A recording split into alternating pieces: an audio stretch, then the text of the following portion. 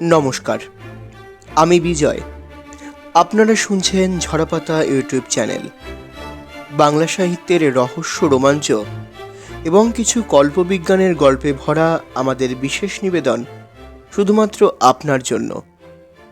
আজকের পর্বে শুনবেন সত্যজিৎ রায়ের লেখা প্রফেসর শঙ্কুর কাহিনী শঙ্কুর পরলোক চর্চা। সত্যজিৎ রায় বাংলা সাহিত্য তথা চলচ্চিত্র জগতের এক অবিস্মরণীয় ব্যক্তিত্ব। একাধারে যেমন আমাদের উপহার দিয়েছেন অসংখ্য চলচ্চিত্র যা আজীবন মনে থেকে যাবে সকল বাঙালির, তেমনি উপহার দিয়েছেন প্রফেসর শঙ্কুর মতন এক বিজ্ঞানীর, এক আশ্চর্য বিজ্ঞানীর, যার কথা, যার অ্যাডভেঞ্চারের কথা আমরা যত শুনি ততই মুগ্ধ হই। আজ সেরকমই একটি গল্প শুনতে থাকুন, সত্যজিৎ রায়ের শঙ্কুর পরলোক চর্চা।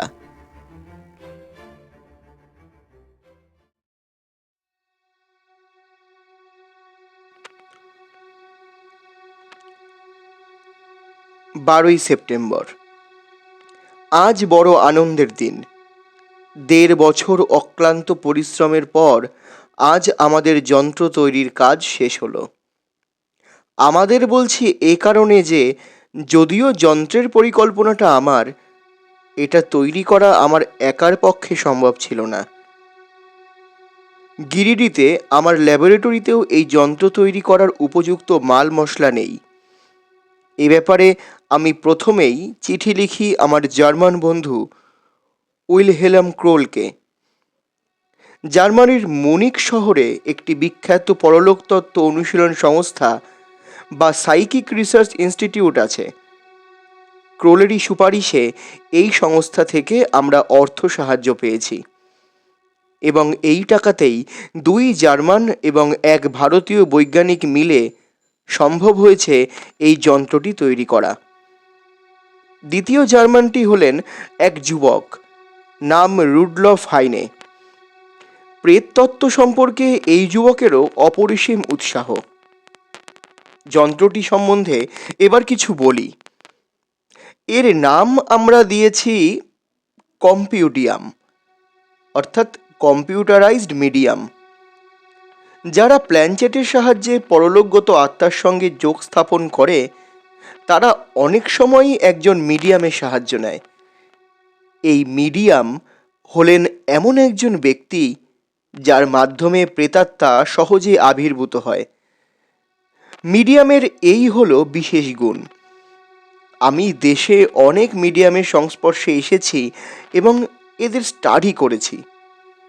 এদের স্বভাব হয় একটু বিশেষ ধরনের, অনুভূতি রীতিমতো সূক্ষ্ম, আর তার সঙ্গে একটা ভাবুক তদ্গত ভাব। স্বাস্থ্য অনেকেরই দুর্বল, আয়ু অনেক ক্ষেত্রেই কম। আমাদের যন্ত্রটা তৈরি করার আগে ইউরোপে ক্রোল আর ভারতবর্ষে আমি অন্তত 350 মিডিয়ামকে পুঙ্খানুপুঙ্খভাবে পরীক্ষা করে দেখি। আমাদের উদ্দেশ্যই ছিল আত্মার সঙ্গে যোগ স্থাপনের কাজে জ্যান্ত মিডিয়ামের জায়গায় যান্ত্রিক মিডিয়াম ব্যবহার করা। এই কাজে মুনিখের সাইকিক রিসার্চ ইনস্টিটিউট আমাদের প্রস্তাবে পৃষ্ঠপোষকতা করতে এক কথায় রাজি হয়ে যায়। টাকাও তারা ঢেলেছে অঢেল। এর মধ্যেই কম্পিউডিয়ামের ক্ষমতার যা পরিচয় পেয়েছি তাতে আমাদের 3 জনের পরিশ্রম আর ইনস্টিটিউটের অর্থ ব্যয় সার্থক হয়েছে বলে মনে হয়। যন্ত্রটা দেখতে মানুষের মতো হবার কোনো প্রয়োজন ছিল না, কিন্তু আমরা ইচ্ছে করেই এটার একটা ধর এবং মুন্ডু দিয়ে দিয়েছি। সেই সঙ্গে দাঁড় করাবার জন্য পায়েরও ব্যবস্থা হয়েছে। যন্ত্রটা ঠিক 1 মিটার উঁচু। মাথার উপর একটা চেরা ফাঁক রয়েছে। সেখান দিয়ে আমরা যে আত্মার সঙ্গে যোগ স্থাপন করতে চাইছি তার সম্বন্ধে তথ্য একটা কার্ডে লিখে পুরে দেওয়া হয়। যন্ত্রটাকে ঘরের একপাশে বসিয়ে রেখে যারা এই প্ল্যানচেটে অংশ নিচ্ছে তাদের বসানো হবে হাত 10 দূরে এটার মুখোমুখি। যন্ত্রে কাঠ পোড়া হলে ঘরের বাতি নিভিয়ে দেওয়া হয়। এই সম্পূর্ণ অন্ধকার ঘরে ক্রমেই যন্ত্রের বুকে বসানো একটা লাল বাতি জ্বলে ওঠে। তার মানে আত্মা উপস্থিত। এইবার আমরা আত্মাকে প্রশ্ন করতে থাকি, আর তার উত্তর যন্ত্রের মুখ দিয়ে বেরোতে থাকে। আত্মা ক্লান্ত হলে পর লাল বাতিটা ধীরে ধীরে নিভে যায়, আর প্ল্যানচেটও শেষ হয়ে যায়। আমরা 3 বৈজ্ঞানিক মিলে যন্ত্রটাকে এর মধ্যেই পরীক্ষা করে দেখেছি। অ্যাডলফ হিটলারের আত্মাকে আনানো হয়েছিল। তথ্য যন্ত্রে পুড়ে দেওয়ার 1 মিনিটের মধ্যেই লাল বাতি জ্বলে ওঠে। আমি জার্মান ভাষায় প্রশ্ন করি, তুমি কি অ্যাডলফ হিটলার? উত্তর আসে ইয়া, অর্থাৎ হ্যাঁ। ক্রোল দ্বিতীয় প্রশ্ন করে, তুমি ইহুদিদের এমন নৃশংসভাবে নির্যাতন করেছো তোমার জীবদ্দশায়, তার জন্য এখন তোমার অনুশোচনা হয় না? তৎক্ষণাৎ যন্ত্রের মুখ থেকে তীক্ষ্ণ স্বরে উত্তর বেরোয়, নাইন নাইন নাইন, অর্থাৎ না না না। প্রায় 5 মিনিট চলেছিল এই আত্মার সঙ্গে সাক্ষাৎকার। এটা বেশ বুঝেছিলাম যে হিটলার বেঁচে থাকতে সে নিজের সম্বন্ধে যে ধারণা পোষণ করত, মৃত্যুর এতদিন পরেও তার কোনো পরিবর্তন হয়নি। 2 দিন বিশ্রাম নিয়ে আবার যন্ত্রটাকে নিয়ে কাজ শুরু করব। হাইনের আকাঙ্ক্ষা একেবারে আকাশচুম্বী। সে মনে করে যে যন্ত্রের আরেকটু সংস্কার করলেই আমরা আত্মার চেহারা দেখতে পাব, অর্থাৎ মৃত ব্যক্তি সশরীরে আমাদের সামনে এসে দাঁড়াবে। সেটা হলে মন্দ হয় না, কিন্তু এখনো যন্ত্রটা যে অবস্থায় রয়েছে এবং যে কাজ করছে সেটাকেও বিজ্ঞানের একটা অক্ষয় কীর্তি বললে বাড়িয়ে বলা হবে না। এবার একদিন কিছু বাছাই করা বৈজ্ঞানিকদের ডেকে আমাদের যন্ত্রের একটা ডিমনস্ট্রেশন দিতে হবে। এখনো পর্যন্ত ব্যাপারটা ধামাচাপা রয়েছে। আমি ক্রোলের অনুরোধে আরও 1 মাস মুনিখে থাকব। 15ই সেপ্টেম্বর। আমাদের যন্ত্রের সাহায্যে 2 জন বিখ্যাত ব্যক্তির আত্মার সঙ্গে যোগ স্থাপন করেছি। একটি ভারতীয় নবাব সিরাজ উদ্দৌলা। এটা আমার একটা ব্যক্তিগত কৌতূহল মেটানোর জন্য সিরাজকে জিজ্ঞেস করলাম অন্ধকূপ হত্যার কথা। সিরাজ হেসে বলল, সে এ সম্বন্ধে কিছুই জানতই না। ব্রিটিশরা তাকে হেয় করবার জন্যই এই জঘন্য অপবাদ রটিয়েছিল। আত্মা মিথ্যা কথা বলে না, তাই কলঙ্ক মোচনটা বেশ ভালোভাবেই হলো। দ্বিতীয়টি হলো শেক্সপিয়ারের। এখানে আমার প্রশ্ন ছিল, তোমার সম্বন্ধে কেউ কেউ বলেন যে তুমি যা লেখাপড়া শিখেছিলে এবং যে সাধারণ পরিবারে তোমার জন্ম, তাতে করে মনে হয় না যে তোমার নাটক আর কাব্য তুমি নিজেই লিখেছ। অনেকের ধারণা লেখক আসলে হলেন ফ্রান্সিস বেকন। এ বিষয়ে তুমি কি বলো? শেক্সপিয়ারের আত্মা প্রশ্ন শুনে প্রথমে অট্টহাস্য করে ওঠে, তারপর মানুষের অপজ্ঞান সম্বন্ধে একটা চমৎকার 4 লাইনের পদ্য শুনিয়ে প্রশ্ন করল, আমার ভাষায় বেকন মানে কি জানো? বেকন মানে গেও ভূত। তোমাদের অভিধান খুলে দেখো, এই মানে দেওয়া আছে। এই গেও ভূত রচনা করবে আমার নাটক? তোমাদের যুগের মানুষের কি মতিভ্রম হয়েছে নাকি? এই 2টি আত্মা নামানোর সময়ও কেবল আমরা 3 জনই উপস্থিত ছিলাম। গতকাল সন্ধ্যায় এখানকার 11 জন বৈজ্ঞানিককে ডেকে আমাদের যন্ত্রের একটা ডিমনস্ট্রেশন দেওয়া হলো। ক্রোল আমাকে আগে থেকেই সাবধান করে দিয়েছিল যে এদের মধ্যে 2-1 জন আছেন যারা আদৌ প্ল্যানচেটে বিশ্বাস করেন না। বিশ্বাস করে প্রফেসর সুলোৎস। লোক হিসেবেও নাকি ইনি বেশ সুবিধের নন, যদিও একটি পদার্থবিজ্ঞান সংস্থার শীর্ষে বসে আছেন। 3 বছর আগে এই সংস্থার ডিরেক্টর প্রফেসর হুবারম্যানের অকস্মাৎ মৃত্যুতে সুলৎস এই পদটি পান। আমি বললাম, কিছু সন্দেহবাতিগ্রস্ত লোক থাকবেই, যাদের মনে বিশ্বাস উৎপাদন করা কঠিন হবে, কিন্তু তাতে কিছু যায় আসে না। সুলজ যাই বলুন না কেন, আমরা আমাদের ডিমনস্ট্রেশন চালিয়ে যাব। হাইনে বলল, এদের মনে বিশ্বাস উৎপাদন করার সবচেয়ে ভালো উপায় হবে হুবারম্যানের আত্মাকে আহ্বান করা। তার কথা বলার ভঙ্গি এদের সকলের জানা আছে। আমাদের যন্ত্র যদি সেইভাবে কথা বলে তাহলে এদের মনে সহজেই বিশ্বাস আসবে। আমি আর ক্রোল এই প্রস্তাবে সায় দিলাম। সাইকিক ইনস্টিটিউটের একটি হলঘরেই সব ব্যবস্থা হলো। সন্ধ্যা 7টায় সময় দেওয়া হয়েছিল। সকলেই ঘড়ির কাঁটায় এসে হাজির। সামনের সারিতে একটি চেয়ার দখল করে বসবার আগেই সুলজ বলল, আমি আগে একবার যন্ত্রটাকে দেখতে চাই। স্বচ্ছন্দে। সুলজ প্রায় 5 মিনিট ধরে খুঁটিয়ে খুঁটিয়ে যন্ত্রটাকে দেখল। তারপর নিজের জায়গায় ফিরে এসে বসে বলল, ঠিক আছে, এবার শুরু হোক তোমাদের তামাশা। এবার ক্রোল ঘোষণা করলো যে প্রথমে প্রফেসর হুবারম্যানের আত্মার সঙ্গে যোগ স্থাপন করা হবে। আমি ভেবেছিলাম সুলজ হয়তো আপত্তি করবে, কিন্তু তিনি কিছুই বলল না। অন্য সকলে অবশ্যই রাজি। যন্ত্রের মধ্যে তথ্য পুরে দিয়ে ক্রোল ঘরের বাতি নিভিয়ে সন্তর্পণে এসে আমার পাশে নিজের চেয়ারে বসল। সবাই তটস্থ। ঘরে 14 জন বৈজ্ঞানিকদের নিঃশ্বাস ফেলার শব্দ পর্যন্ত শোনা যাচ্ছে না। 2 মিনিটের মাথায় ধীরে ধীরে লাল বাতিটা জ্বলে উঠল। বাতিটা থেকে খানিকটা প্রতিফলিত আলো ঘরের মানুষদের ওপরেও এসে পড়েছিল। তাই আবছা আবছা সকলেই চেনা যাচ্ছিল। অবশ্যই যন্ত্রের পেছন দিকটায় দুর্ভেদ্য অন্ধকার। আপনি কি প্রফেসর হুবারম্যান? হ্যাঁ, কিন্তু আমাকে ডাকা হয়েছে কেন? এই মিথ্যার জগৎ আমার কাছে একেবারে মূল্যহীন। এ কথা কেন বলছেন? যে জগতে নৃশংস হত্যাকারী ও আইনের হাত থেকে নিস্তার পেয়ে যায়, তার কি মূল্য থাকতে পারে?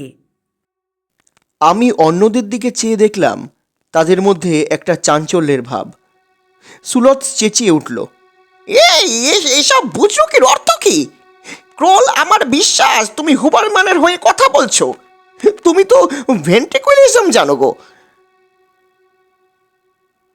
ক্রোল যে ভেন্ট্রিকুইলিজম জানে সেটা আমিও জানতাম, কিন্তু এ গলা যে আমাদের যন্ত্র থেকেই আসছে সে বিষয়ে কোনো সন্দেহই নেই। ক্রোলের মুখ বন্ধ, সে অবস্থায় শব্দ উচ্চারণ করা মোটেই সম্ভব নয়। এদিকে যন্ত্রের মধ্যে থেকে আবার কথা শুরু হয়ে গেছে। আমি ছিলাম পদার্থবিজ্ঞান সংস্থার ডিরেক্টর। আমার পদটি দখল করার জন্য আমার কফির সঙ্গে পটাশিয়াম সাইনাইড মিশিয়ে আমাকে খুন করেন ইয়োহান শুটেলস। কিন্তু শুধু প্রমাণের অভাবে তিনি পার পেয়ে যান।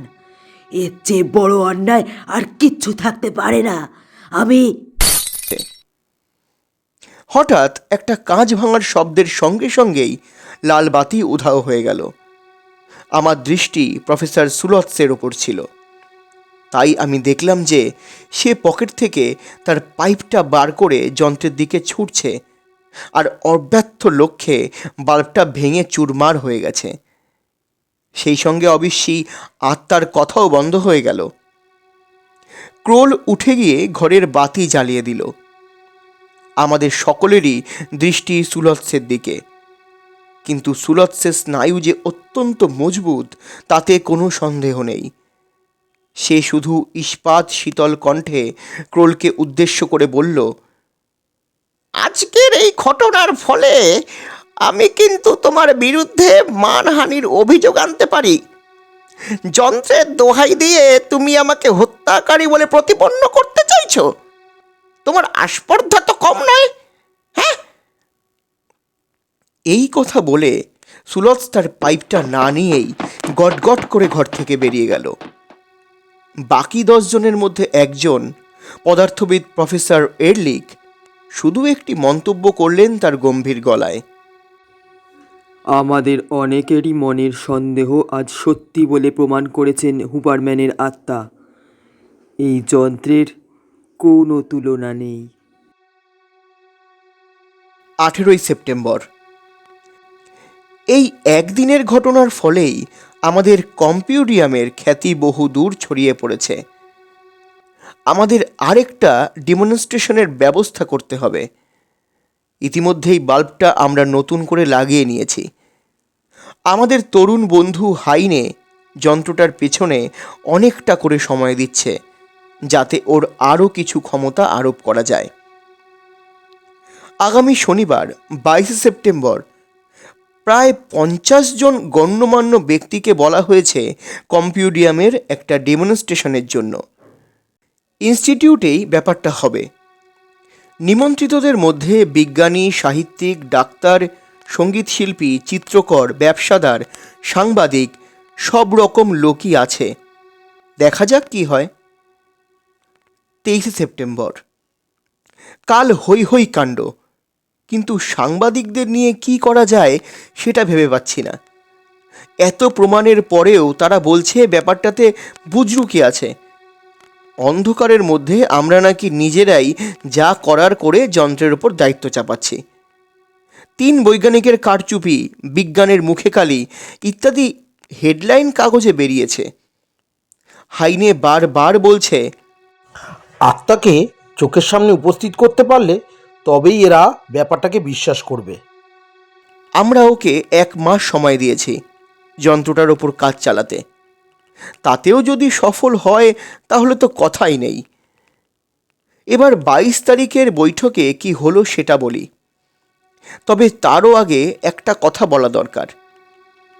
আমি কিছুদিন থেকেই ভাবছিলাম যে ঐতিহাসিক যুগে সভ্য জগৎ থেকে আত্মা নামানো তো হলো, এবার আরেকটু পিছনে গেলে কেমন হয়। সম্প্রতি এখানকার খবরের কাগজে একটা প্রবন্ধ বেরিয়েছে। সেইটে পড়েই এই চিন্তাটা প্রথম মাথায় আসে। বাউমগার্টেন বলে একজন ইতিহাসের অধ্যাপক প্রস্তর যুগের মানুষ সম্বন্ধে বলতে গিয়ে লিখেছেন যে স্পেন ও ফ্রান্সের কিছু গুহায় যেসব জানোয়ারের আশ্চর্য রঙিন ছবি রয়েছে, যেমন আঁকা আজকের দিনের শিল্পীর পক্ষেও প্রায় অসম্ভব, সেগুলো প্রস্তর যুগের মানুষের কীর্তি হতেই পারে না। লেখাটা পড়ে আমার মনে পড়ল যে গুহাগুলো যখন আবিষ্কার হয়েছিল তখনও সভ্য সমাজের অনেকেই এই একই কথা বলে যে ছবিগুলো আসলে আজকের দিনেও কোনো শিল্পীর আঁকা, সেগুলোকে 20,000 বছরের পুরনো বলে চালানো হচ্ছে। আমি ঠিক করলাম এবার কম্পিউডিয়ামের সাহায্যে সেই প্রস্তর যুগের একজন মানুষের আত্মাকে আনাবো। তার সঙ্গে অবশ্যই কথা বলা চলবে না, কারণ সম্ভবত অতদিন আগে কোনো ভাষার উদ্ভব হয়নি। কিন্তু এই আত্মা কীরকম আচরণ করে, মুখ দিয়ে কোনো শব্দ করে কি না, সেগুলো তো জানবার জিনিস। হয়তো সে একটা অজানা কোনো ভাষায় কথা বলতে আরম্ভ করবে। সেটা অবশ্যই একটা অতি মূল্যবান আবিষ্কার হবে। ক্রোল শুনে আমার প্রস্তাবে সায় দিয়ে বলল, তাহলে প্রবন্ধকের লেখক বাউমগার্টেনকেও ডাকা যাক, সেও উপস্থিত থাকুক। বাউমগার্টেনের সঙ্গে যোগাযোগ করে দেখলাম সে যে শুধু প্রস্তর যুগের প্রাচীর চিত্রকেই উড়িয়ে দেয় তা নয়, পরলোক চর্চা সম্পর্কেও তার প্রচণ্ড অবিশ্বাস। দস্তুর মতো সাধাসাধি করে তবে তাকে শেষ পর্যন্ত রাজি করানো গেল। 22 সেপ্টেম্বর সন্ধ্যা 7টায় সকলে হাজির হলো ইনস্টিটিউটের মাঝারি হলে। একটা জানালাহীন বড় দেয়ালের সামনে কিছু দূরে যন্ত্রটাকে রাখা হলো। আমরা এবং আমন্ত্রিত সকলেই অর্ধচন্দ্রাকৃতি আকারে তার সামনে 15 হাত দূরে চেয়ার পেতে বসলাম। সভা শুরু হওয়ার আগে আমি উঠে দাঁড়িয়ে ঘোষণা করলাম যে আজ আমরা প্রস্তর যুগের একজন মানুষের আত্মাকে আহ্বান করছি। যদি দেখি তাতে কোনো ফল হলো না, তাহলে ঐতিহাসিক যুগের কাউকে ডাকব। এবার আমি যন্ত্রের মাথায় তথ্যের কার্ড গুজে দিয়ে বোতাম টিপে দিলাম। বলাই বাহুল্য, যন্ত্রটা বৈদ্যুতিক শক্তিতে কাজ করে। এরপর ঘর অন্ধকার হয়ে গেল। আমরা স্তব্ধ হয়ে বসে কি ঘটে দেখার জন্য অপেক্ষা করতে লাগলাম। 3 মিনিট পেরিয়ে গেল, বাতি আর জ্বলে না। তাহলে কি? না না, ওই যে ক্ষীণ আলো দেখা দিয়েছে। ক্রমে লাল বাতি উজ্জ্বলতর হলো, তারপর একটা সময় এসে স্থির হয়ে গেল। কোনো শব্দ নেই, কিন্তু ঘরে একটা বুনো গন্ধ পাচ্ছি। এটা বোধহয় হাইনের কারসাজি, কারণ গন্ধ এতদিন পাইনি। মিনিট খানেক অপেক্ষা করে আমি স্পেনীয় ভাষায় জিজ্ঞেস করলাম, এ ঘরে কোনো আত্মা এসেছে কি? হ্যাঁ, কোনো আত্মা এসেছে কি? উত্তরের বদলে একটা যেন ঘরে ঘরে জান্তব শব্দ হলো। তারপর আরও কয়েকটা শব্দ হলো, যার কোনো মানে আমাদের জানা নেই। বুঝলাম এই আত্মার সঙ্গে কথা বলে কোনো লাভ নেই। কিন্তু তাহলে কি করা হবে? লাল আলো দেখে বুঝতে পারছি আত্মা এখনো উপস্থিত। প্রায় মিনিট 10 এইভাবে জ্বলে আলোটা ক্রমেই মিলিয়ে গেল, আর তারপরেই ঘরের বাতি জ্বলতে এক অত্যাশ্চর্য দৃশ্য দেখে আমাদের সকলের মুখ থেকেই নানা রকম বিস্ময়সূচক শব্দ বেরিয়ে পড়ল। যন্ত্রের পিছনের সাদা দেয়ালে একটা শিং বাগিয়ে তেড়ে আসা বাইসনের প্রকাণ্ড রঙিন ছবি আঁকা রয়েছে। এ ছবি যদি পিকাসো আঁকতেন তাহলেও তিনি গর্বই বোধ করতেন। এই ছবি আমাদের জন্য এঁকে গেছেন 20,000 বছর আগের প্রস্তর যুগের এক অজ্ঞাত মানুষের আত্মা। 28 সেপ্টেম্বর। সেদিনের আশ্চর্য ঘটনা সম্পর্কে আমাদের একজন দর্শক, পুরাতত্ত্ববিদ প্রফেসর ওয়াইগেল, যন্ত্রটার উচ্ছ্বসিত প্রশংসা করে সংবাদপত্রে একটা সাক্ষাৎকার দিয়েছিলেন। কিন্তু সেই সঙ্গে বাউমগার্টেন আবার আমাদের বুজরুক বলে ঘোষণা করেছেন অন্য একটা কাগজে। আমাদের 3 জনের মধ্যে নাকি একজন শিল্পী, আর তিনিই নাকি অন্ধকারের সুযোগ নিয়ে দেয়ালে ছবি এঁকে এসেছিলেন। এর ফলে গত 3 দিন ধরে কাগজে তুমুল তর্ক বিতর্ক চলেছে। বেশিরভাগ কাগজই আমাদের বিরুদ্ধে।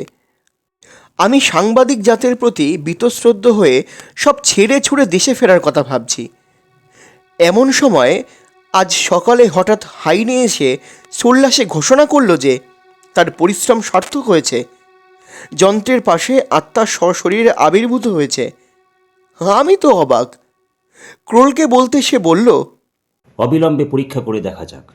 তুমি নিজে কি পরীক্ষা করেছো? না করে আমি বলছি, আমি আমার নামধারী অষ্টাদশ শতাব্দীর কবি হাইনরিখ হাইনের সঙ্গে এই মাত্র কথা বলে আসছি। তিনি কি পোশাক পরেছিলেন তারও বর্ণনা আমি দিতে পারি। আমরা 3 জনে তখনই যন্ত্রটাকে নিয়ে বসে গেলাম। 10 মিনিটের মধ্যে দেখি বিশ্ববিখ্যাত জার্মান সুরকার বেটোফেন কালো কোট পরে আমাদের সামনে অস্থিরভাবে পায়চারি করছেন। আমরা তাকে কিছু প্রশ্ন করার আগেই বেটোফেন গভীর আক্ষেপের সঙ্গে চেঁচিয়ে উঠলেন, ও হো হো, আমার এই বধিরতাই হবে দেখছি আমার কাল। হে ভগবান, আমার এই কান দুটোকে শেষটায় তুমি নিষ্ক্রিয় করে দিলে। হায় হায় হায় হায়। মনে পড়ে গেল বেটোফেন মাঝ বয়স থেকেই কালা হয়ে গিয়েছিলেন। হাইনের এই কীর্তিতে আমরা বাকি 2 জনও খুব গর্ববোধ করছি। আমার মন বলছে এবার হয়তো সাংবাদিকদের স্থূল মস্তিষ্কে প্রবেশ করানো যাবে আমাদের এই যন্ত্রের অনন্যতা। আমরা 3 জনই স্থির করলাম যে ইনস্টিটিউটের সাহায্যে জার্মানির যত নামকরা সাংবাদিক আছে, বিশেষ করে যারা আমাদের নিন্দা করেছে, তাদের সকলকে আরেকটা বৈঠকে ডাকব। এবার ইনস্টিটিউটের বড় লেকচার হলটাকেই নেওয়া হবে এবং মঞ্চের মাঝখানে বসবে আমাদের যন্ত্র। আমরা সেই মর্মে আমন্ত্রণ পাঠিয়ে দিয়েছি। অবশ্যই এবারও আমরা বৈজ্ঞানিকদের বাদ দিইনি, সুলৎসকেও বলা হয়েছে। সে কার্ড পেয়ে আমাকে ফোন করেছিল, বলল, এবার কি নতুন বুজরুকি দেখাবে তোমরা? হ্যাঁ, আমি বললাম, সেটা আপনি সশরীরে বর্তমান থেকে দেখুন না। এইটুকু বলতে পারি যে এবার শুধু শোনার নয়, দেখার জিনিসও থাকবে। সে হেসে বলল,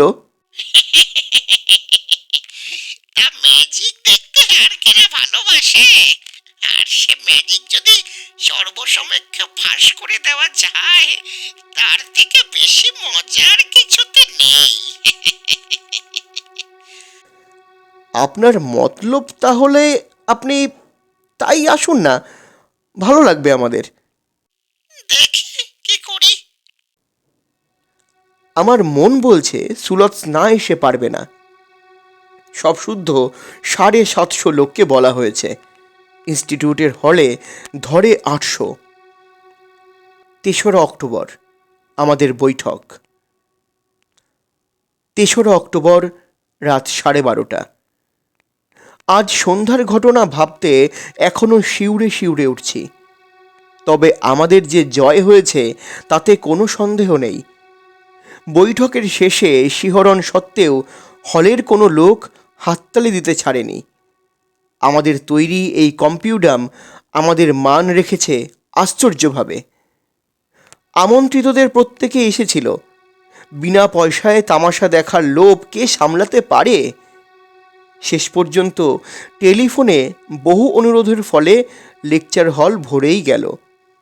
আজ সভা আরম্ভ হওয়ার আগে একটা ছোট বক্তব্যে ক্রোল জানিয়ে দিল আমাদের মনোভাব।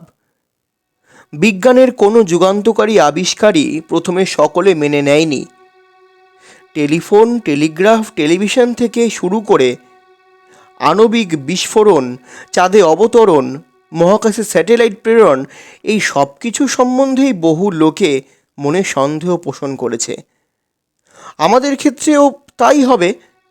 এবং আজকে যা ঘটতে চলেছে তা এই যন্ত্র সম্পর্কে মানুষের মনে বিশ্বাস জাগাবে, এটাই আমাদের ধারণা।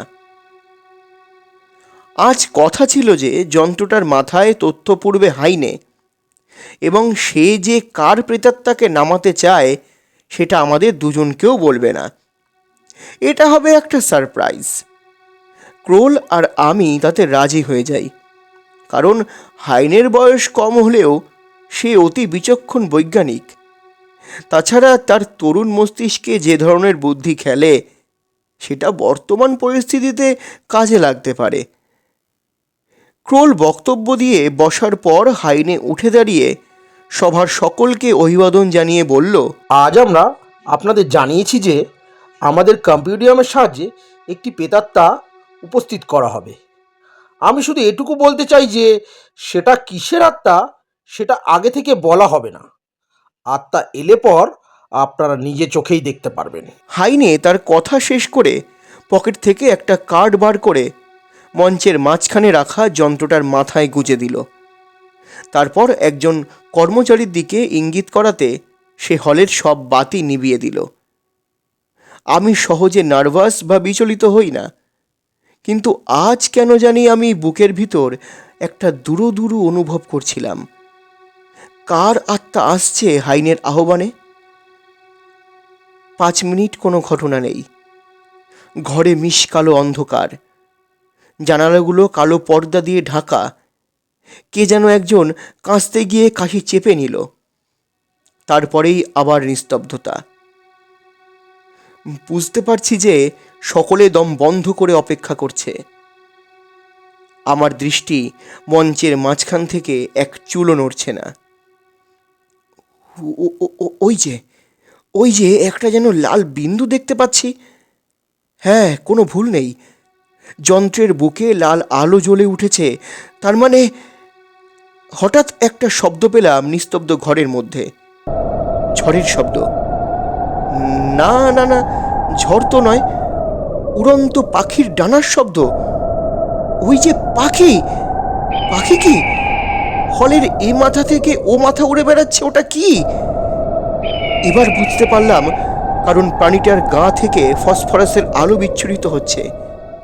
বাদুর পাখি আর সরীসৃপ মেশানো একটা প্রাণী মঞ্চের মাঝখান থেকে উঠে চক্রাকারে ঘুরতে লেগেছে সমস্ত হল জুড়ে, দর্শকদের মাথার উপর দিয়ে। সেই সঙ্গে মাঝে মাঝে তার দাঁতালো মুখটা হাঁ করে চিৎকার করে উঠছে, টিরোড্যাকটিল! দাঁত ও ডানা বিশিষ্ট ভীষণ হিংস্র প্রাণী। আজ থেকে 1.5 কোটি বছর আগে ছিল পৃথিবীতে। হাইনে সেই প্রাণীর বর্ণনা দিয়েছে তার কার্ডে। প্রাণীর চোখ দুটো জলজলে সবুজ, দেখলেই মনে হয় যেন হিংস্রতার প্রতীক। তার উপরে তার শরীর থেকে বিচ্ছুরিত জ্যোতি তাকে আরো ভয়ানক করে তুলেছে। ফলে তুমুল চাঞ্চল্য, আর সেটা যে চরম আতঙ্কের অভিব্যক্তি তাতে কোনো সন্দেহ নেই। সব গোলমাল ছাপিয়ে হাইনে চেঁচিয়ে উঠল মাইকে। এইবার বিশ্বাস হয়েছে তো? সমস্বরে উত্তর এলো, হ্যাঁ হ্যাঁ হ্যাঁ হ্যাঁ, এই জিপকে সরাও, অবিলম্বে সরাও, অবিলম্বে সরাও। হাইনেই বোধ হয় যন্ত্রের সুইচটা বন্ধ করে দিল, আর সঙ্গে সঙ্গেই ঘরের বাতি জ্বলে উঠল। দর্শকদের মধ্যে 7 জন লোক ভয়ে অজ্ঞান হয়ে গিয়েছিল। সামনের সারির একজন কালো স্যুট পরা ভদ্রলোক চেয়ার থেকে মেঝেতে পড়ে গেছেন। কাছে গিয়ে দেখলাম লোকটি প্রফেসর সুলৎস। ক্রোল সুলৎসের কবজি ধরে নাড়ি দেখে গম্ভীরভাবে বলল, ইনি আর বেঁচে নেই। এদিকে এই মৃত্যুর পশ্চাৎপটে চলেছে তুমুল করধ্বনি। মনে মনে বললাম, কম্পিউডিয়ামের জয়, বিজ্ঞানের জয়।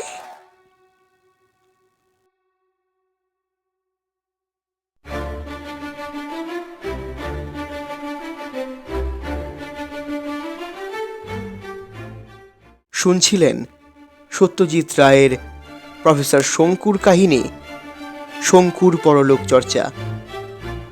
প্রফেসর শঙ্কু এবং অন্যান্য ভূমিকায় আমি বিজয়। শেক্সপিয়ার, হুবারম্যান এবং পদার্থবিদ এরলিখের ভূমিকায় তিথি। ক্রোল সুখেন্দু দেবনাথ এবং হাইনে দেবব্রত মজুমদার।